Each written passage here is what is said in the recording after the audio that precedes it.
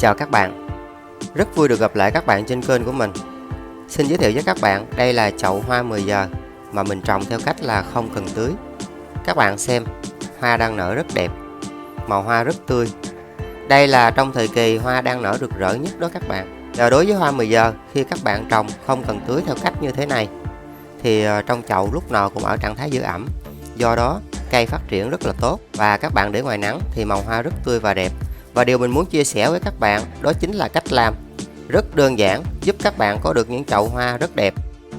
Những bình nhựa đã qua sử dụng, các bạn đừng vội bỏ đi, mà chúng ta có thể tái chế để làm những chậu trồng hoa 10 giờ không cần tưới với một cách làm vô cùng đơn giản. Các bạn xem thấy hay nhớ like, chia sẻ và đăng ký kênh ủng hộ giúp mình nha các bạn. Xong, các bạn dùng dao độc giấy, chúng ta sẽ cắt ngang phần này. Và phần này là phần làm chậu. Tiếp theo, phần bên đây, các bạn sẽ cắt ngay vị trí này. Đây là phần chứa nước nha các bạn. Chúng ta dùng mũi khoét 3 vị trí trên phần chứa nước để khi treo chậu được cố định hơn. Và các bạn khoét ở vị trí này để luồn những sợi dây có khả năng hút nước cao vào. Xong, đây là phần chậu, các bạn cũng khoét 3 vị trí để chúng ta treo chậu. Và phần này các bạn khoét đều xung quanh chậu để chúng ta trồng phủ kín. Phần đáy chậu mình khoét những vị trí như thế này sẽ giúp cho chậu cây thoát nước và cây sẽ phát triển tốt hơn. Rất đơn giản phải không các bạn? Đây là những sợi dây có khả năng hút nước cao. Các bạn đặt vào chính giữa chậu giúp cho độ ẩm trong chậu được đều hơn. Và chúng ta cho chất trồng vào. Chất trồng càng tơi xốp thì hoa 10 giờ sẽ phát triển tốt hơn nha các bạn. Sau đó chúng ta chỉnh sửa sơ lại. Vậy là chậu đã xong. Chúng ta sẽ dùng 3 sợi kẽm. Các bạn dùng 2 kìm, 1 kìm giữ và 1 kìm. Các bạn xoắn các sợi kẽm lại để chúng ta làm quai treo. Rất đơn giản. Sau đó các bạn mở nắp bình ra và chúng ta xỏ dây hút nước vào. Tiếp theo chúng ta vặn nắp bình lại và các bạn xỏ dây treo vào chậu. Với cách làm đơn giản không cần tưới như thế này sẽ giúp ích cho nhiều bạn không có thời gian rảnh, mình vẫn trồng được hoa 10 giờ rất dễ nha các bạn.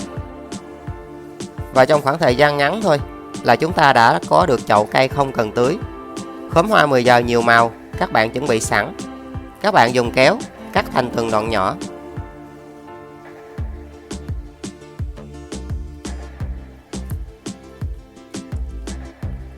Sau đó chúng ta ghim từng đoạn hoa 10 giờ vào chậu. Rất đơn giản và dễ các bạn à. Và với cách làm đơn giản như thế này sẽ giúp ích cho những bạn không có thời gian rảnh, mình vẫn sở hữu được những chậu hoa 10 giờ rất đẹp. Và sau khi đã trồng xong như thế này, các bạn dùng kéo chúng ta cắt tỉa cho chậu hoa gọn lại. Tiếp theo dùng nước để tưới cho chậu cây. Và các bạn tưới giữ ẩm đất trong chậu trước, sau đó chúng ta cho nước vào bình chứa. Thì các bạn sẽ không cần phải tưới nữa. Và chúng ta để cây trong mát từ 3 tới 5 ngày. Khi những cây hoa 10 giờ phục hồi và phát triển, các bạn cho ra nắng. Và đây là khoảng thời gian sau 5 ngày tiếp theo, những cây hoa 10 giờ đã phục hồi rất tốt. Và những chồi non đang mọc lên. Trong chậu rễ rất nhiều. Và với cách trồng không cần tưới như thế này thì đất trong chậu luôn ở trạng thái giữ ẩm. Do đó những cây hoa 10 giờ phục hồi rất nhanh. Và đến giai đoạn như thế này các bạn cho cây ra nắng 100% để chúng ta chăm sóc bình thường. Và đây là khoảng thời gian sau 2 tuần tiếp theo. Chậu hoa 10 giờ của chúng ta đã phát triển rất tốt. Các bạn xem, lá rất xanh và chậu rất là đều. Thì với cách trồng không cần tưới, lúc nào đất trong chậu cũng ở trạng thái giữ ẩm. Do đó các bạn thấy những cây hoa 10 giờ đang phát triển rất tốt. Và chúng ta nên thường xuyên bổ sung nước vào bình chứa để giúp cho đất trong chậu ở trạng thái giữ ẩm thì cây phát triển tốt hơn nha các bạn. Và đây là thời điểm sau 1 tháng tiếp theo thì chậu hoa 10 giờ treo không cần tưới đã nở những bông hoa đầu tiên. Màu hoa cũng rất tươi và đẹp. Các bạn xem nè, những nhánh hoa 10 giờ đã dài ra và đang trong giai đoạn phát triển rất tốt.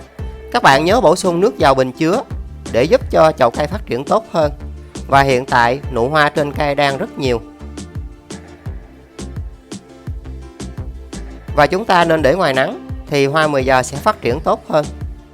Giai đoạn này, các bạn có thể bón trên mặt chậu một ít phân hữu cơ tan chậm để giúp cho chậu cây xanh tươi và tốt hơn nha các bạn. Và chúng ta mong chờ vào những ngày tháng tiếp theo để chậu hoa không cần tưới, nở hoa đẹp rực rỡ hơn. Và đây là thời điểm sau 3 tuần tiếp theo, chậu hoa 10 giờ treo không cần tưới. Các bạn xem, hoa đang nở rất tươi và rực rỡ. Thì đối với hoa 10 giờ, khi các bạn trồng, chúng ta nên để chậu hoa ngoài nắng để giúp cho những màu hoa nở tươi và đậm màu hơn. Các bạn xem nè, những màu hoa rất rực rỡ và tươi.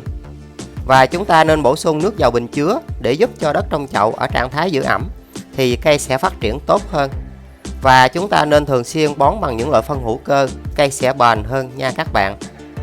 Và khi bón phân, các bạn lưu ý chúng ta bón một lượng vừa đủ thì cây sẽ phát triển rất tốt và hoa nở sẽ nhiều hơn. Vậy là mình đã chia sẻ cho các bạn cách trồng hoa 10 giờ trên chậu không cần tưới với một cách làm vô cùng đơn giản và dễ. Video mình xin tạm dừng tại đây. Yêu quý mình các bạn nhớ like, chia sẻ và đăng ký kênh ủng hộ giúp mình nha các bạn. Xin chào và hẹn gặp lại các bạn ở những video tiếp theo. Chúc các bạn thành công trong việc trồng hoa 10 giờ.